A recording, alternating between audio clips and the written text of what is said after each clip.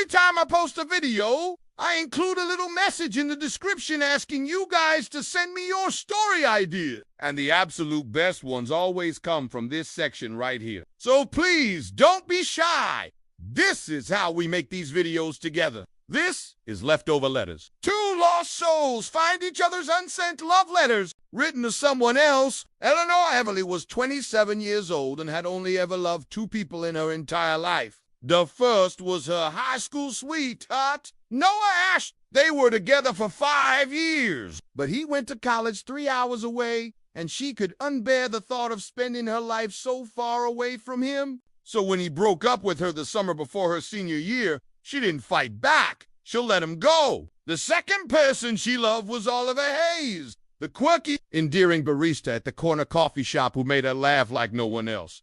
But she never told him because he was straight. Well, as far as she knew, he was straight. After graduating university with a degree in literature, Ellie moved to New York City and became an editor at a publishing house. 5 years passed and both men had moved on. Noah got married last summer and Oliver was dating a guy named Sam. Ellie was happy for them both, truly. But every time she saw a couple holding hands or kissing on the street, a deep ache would form in her chest that she couldn't quite shake. One Saturday afternoon, Ellie was working from home and feeling particularly lonely. She decided to treat herself by ordering an iced coffee from her favorite shop. When her order was ready, she walked in and there he was. Oliver looked up from behind the counter and his eyes widened in surprise. "Ellie, what are you doing here?" She stammered, taken aback by his reaction. "I ordered an iced coffee." He smiled sheepishly. "Right? Of course you did." "Sorry, He stopped himself abruptly. "It's been a while since I've seen you. How have you been?" "I'm good. Just working on my novel." "How about you?" "Same. Trying to finish my screenplay, actually." "Oh, wow. Really?" "Yeah, want to grab dinner sometime and talk about it?" "I'd love to." Later that week, they met up with some friends, and it felt like no time had passed at all. They talked for hours, catching up, laughing, reminiscing about the good old days. When they finally said their goodbyes, Ellie walked home under the moonlight, her heart lighter than it had been in weeks. Maybe this was what she'd been missing, a male friend who understood her like Oliver did. A part of her was even glad that he was gay, because now there was absolutely nothing between them. Nothing could ever happen between them. She was sure of it. The next day, Ellie was going through some old boxes in her apartment when she came across something she hadn't seen in years, a shoebox filled with letters. She sat on the floor and opened it, her fingers tracing the faded blue and white washi tape that held the stack of paper together. These were the letters she'd written to Noah when she was 17, pouring her heart out to him, telling him how much she loved him, how much she missed him, how she couldn't wait to see him again. Letters she never sent.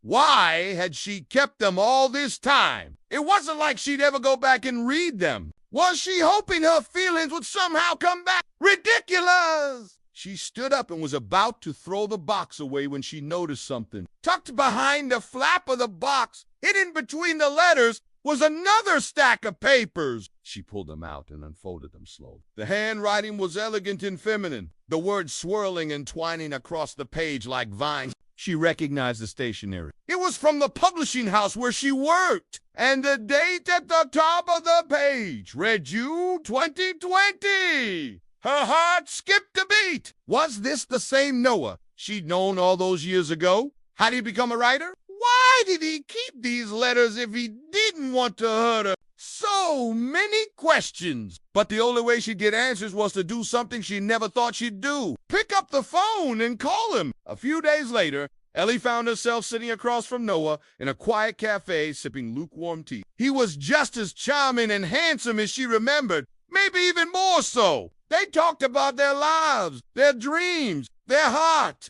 And as the afternoon wore on, she learned something that neither of them had known all those years ago. He had loved her, too. They had both loved each other so much back then, but they'd been too afraid to let themselves believe it, too afraid of what it meant for their futures. But now, years later, they were both single and free. Could this be a second chance at first love? Thanks for watching!